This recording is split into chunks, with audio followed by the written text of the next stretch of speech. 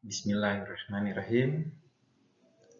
Yang saya hormati Bapak Ustaz Dr. Takdir SHMH, dosen pengampu mata kuliah Pranata Hukum Adat pada semester 3 Magister Hukum Keluarga Institut Agama Islam Negeri Palopo. Assalamualaikum warahmatullahi wabarakatuh. Alhamdulillahirabbil alamin, wassalatu wassalamu ala asyrafil anbiya wal mursalin wa ala alihi wa sahbihi ajmain, amma ba'd. Pertama-tama izinkan saya atas nama Abdul Hanan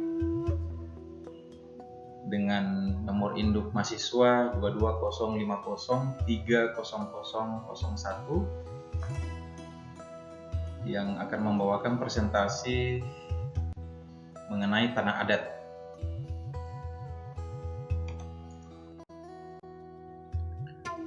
Kedudukan tanah dalam hukum adat sangat penting, dan di sini ada dua hal yang menyebabkan tanah itu memiliki kedudukan yang sangat penting dalam hukum adat. Pertama, karena sifatnya, dan yang kedua karena faktanya. Ya, sifatnya merupakan satu-satunya benda kekayaan yang meski mengalami keadaan bagaimanapun juga masih bersifat tetap dalam keadaannya, bahkan menguntungkan. Ya, di bagian ini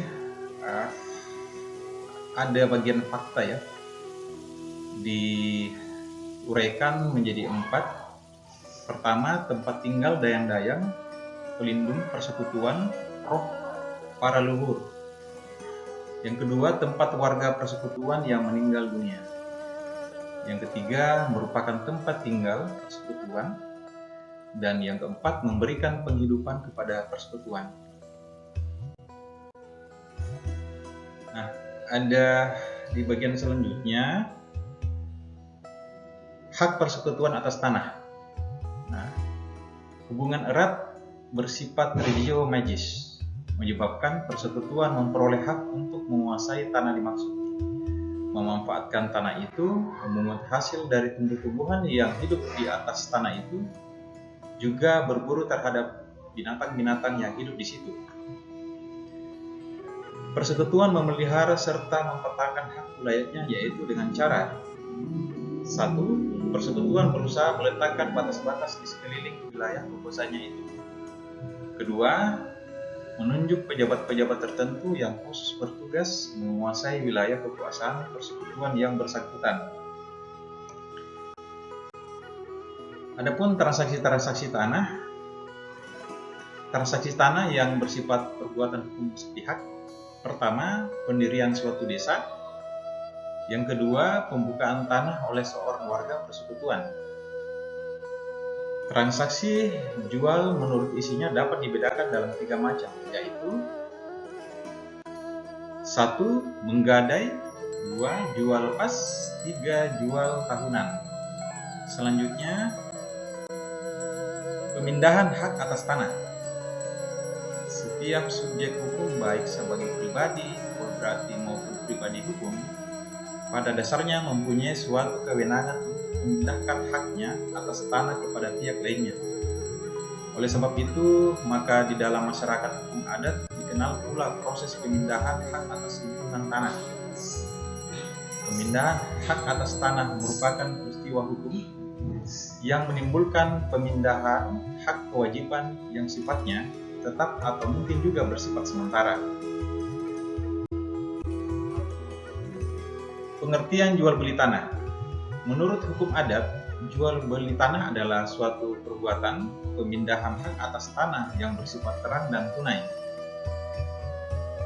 Terang berarti bahwa perbuatan pemindahan hak tersebut harus dilakukan di hadapan kepala adat yang berperan sebagai tokoh yang menanggung keteraturan dan sahnya perbuatan pemindahan hak tersebut sehingga perbuatan tersebut diketahui oleh umum. Isi jual beli tanah.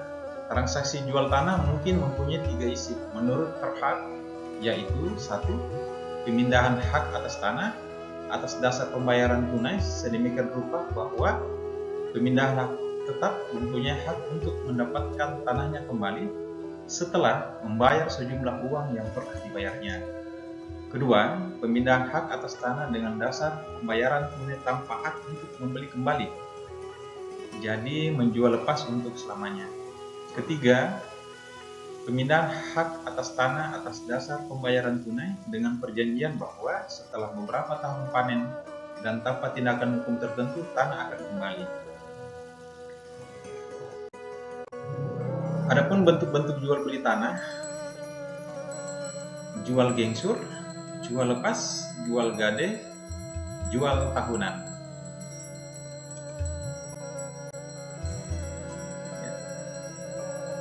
Bagian selanjutnya, hukum benda lepas atau hukum benda bergerak.